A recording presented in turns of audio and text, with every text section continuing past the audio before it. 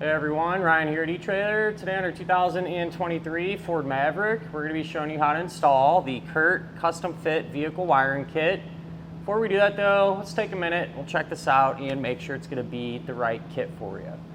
For those of you that plan on towing a trailer, you're going to need a way to power up the lights on your trailer. That way you're not only safe, but it's a legal requirement as well. And a kit like this, it's going to get the job done. That's where it's going to come into play here. So we're going to have the 4-way flat type connector, which is going to give us all of our basic functions, our tail lights, turn signals, brake lights. And if the trailer that you have has a connector on it similar to this 4-way flat is going to be what you're going to want. That way you can plug right in and get all those signals. If your trailer connector looks a little bit different and looks similar to this, then that's where you're going to need a 7-way type kit, which will come with this style of connector and allow you to plug those two in. So if this is your case, Takancha makes a kit that comes with this, and that'll be what you're going to want. There is another kit made by Takancha that has a 4-way flat connector, just like our Curt one here. And to compare those, they're both on par with each other, not a ton of differences. In all honesty, you can't really go wrong with either one of them. And as far as mounting this up, this connector, right, you got a couple of things you can do.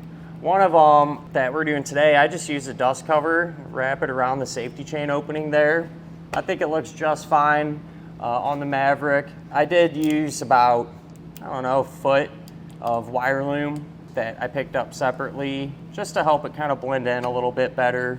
If you would rather have it more permanently mounted, you could use a 4-way flat bracket like this and probably what's called a no drill long bracket. It would clamp to your hitch and then you could mount this to that bracket. Either way is entirely fine and totally up to you. The kit is going to be compatible with hybrid models like we have here today, as well as your standard gasoline engine. So you should be in good shape regardless on what you got there. And when it comes down to it, a nice kit. It's going to let you plug your trailer in and get everything powered up. As far as the installation goes, it's really not complicated per se, more time consuming than anything else, just having to route a power wire from the back, up into the engine compartment, tie into power there.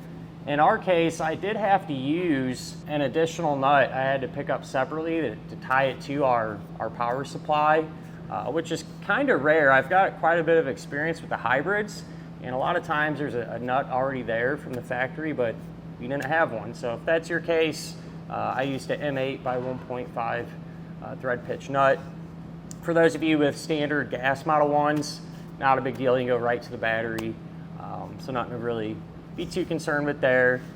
Now, if this is something you don't have time to do or want to mess with, I definitely understand. You can always use our dealer locator network. Hopefully that can help you find a shop in your neighborhood that can set it up for you.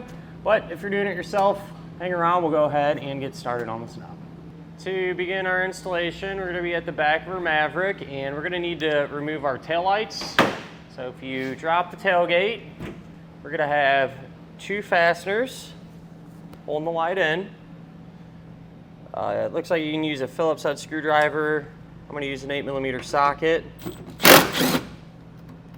I'll pull these out.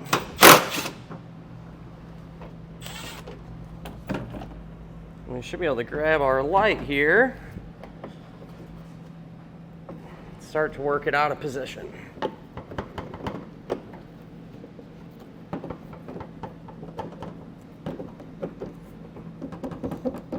If yours is wanting to get hung up, you may have to come over to the side of the vehicle and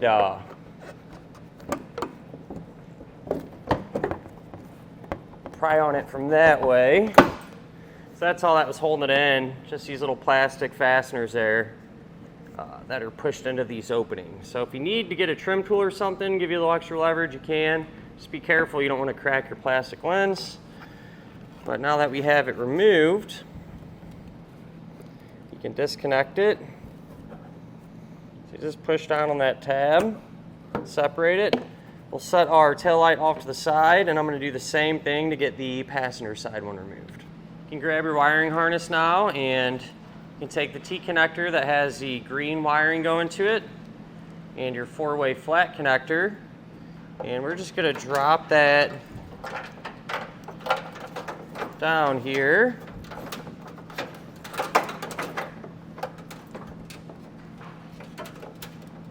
Kind of get it out of her way.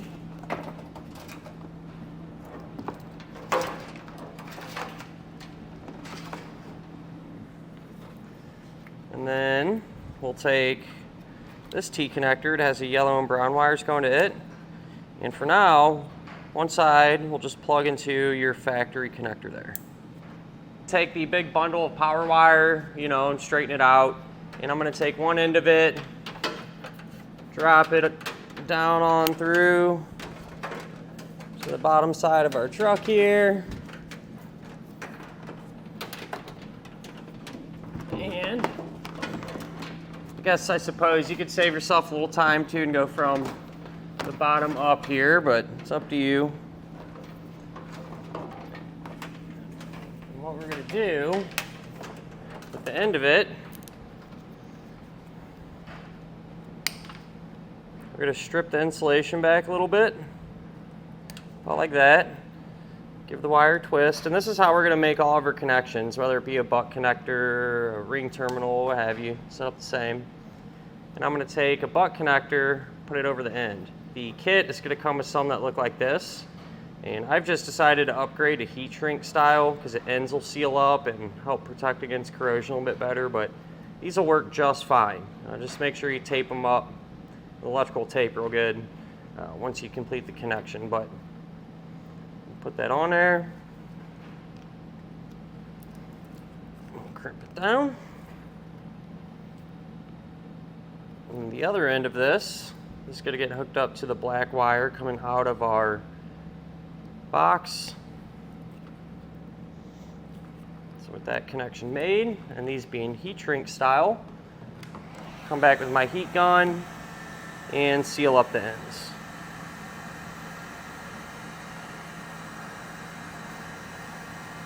I used a little electrical tape on our connection there just for good measure. We can take our white wire now. It has this pre-attached ring terminal and ground it. I'm just going to utilize this factory bolt here. So grab a 10 millimeter, remove it. And not a bad idea if you got some sandpaper, just to kind of remove any potential paint or, just clean it up a little bit. That way we get a good ground. Probably do that on the head of the bolt, on the back side of the bolt too. You ain't gotta get carried away. You just want good clean metal. And then we'll take our ring terminal, put the bolt through it, and we'll tighten it back down.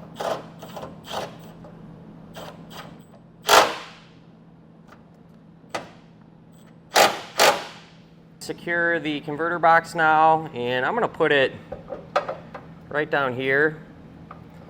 So I cleaned off the surface and this one with some rubbing alcohol, let it dry, and then they give you some two-sided sticky tape. We'll pop that on there.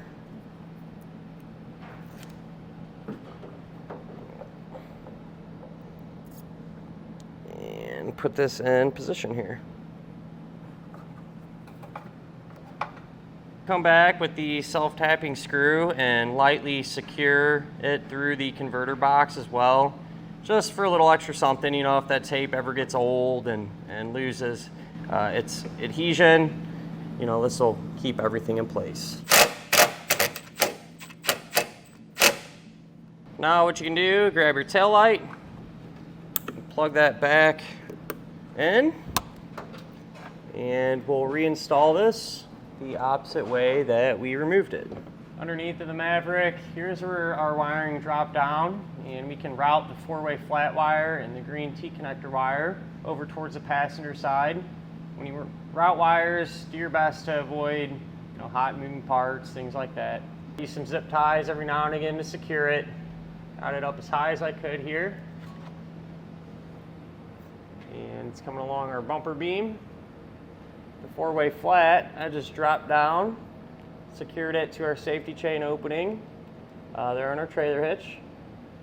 The green T-connector wire just continues to run, and it just goes up into the taillight pocket, just like how we dropped them down on the driver's side here. Passenger side taillight pocket, this is where our connector came up, and just like the driver's side, I plugged them right into the factory harness and into the taillight, and now we can get this reinstalled. Moving into the engine compartment now, we can kind of prep a few things to get our power wire ready. It needs to get hooked up to battery power, and which is located here underneath the hood. And so what I'm going to do, I have a piece of pull wire here, is what I call it. This is a piece of nylon tubing. You can use a metal coat hanger if you straighten it out or whatever you got. And I'm just going to drop this down where we want to bring it up through to the underside of our vehicle.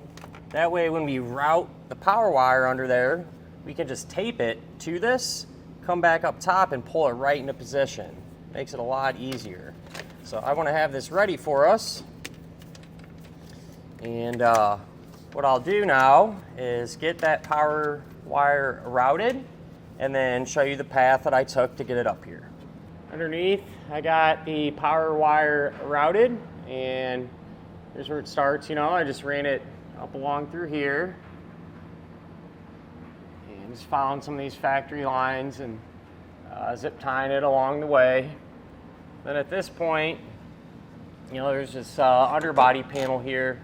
Just a handful of these 10mm head nuts you can remove to kind of drop it down and give you a lot more room to work. But just continues along, following some of these factory lines.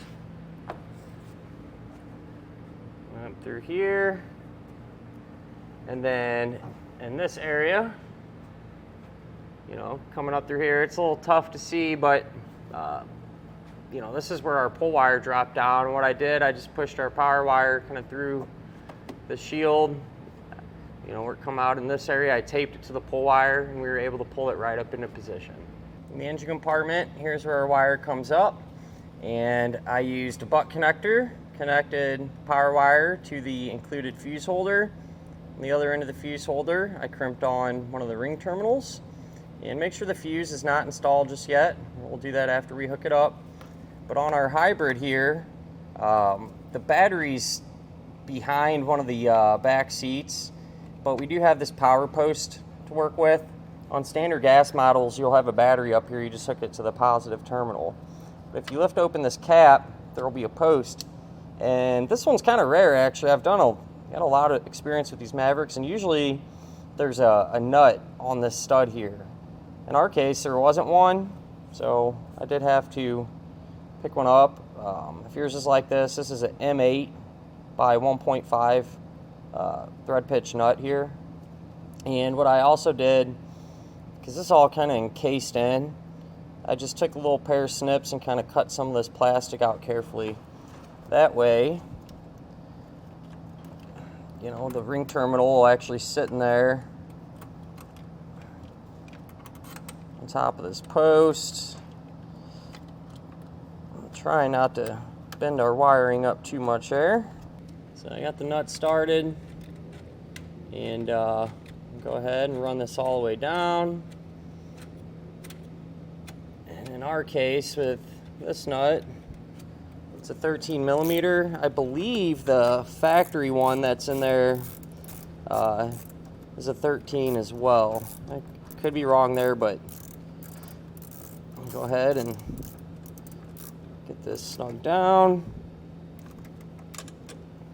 And then we'll take the fuse and put that into the holder. And I'll tape this up with some electrical tape, our connection here. Once I get that done, we can test everything out. I like to use this tester as opposed to just hooking up to a trailer. And I say it because if your trailer has any issues, it might mislead you into thinking it's something you did on the vehicle side. But with that in mind, we'll try our left turn signal, our right turn signal. We'll hit our brakes and try out our taillights.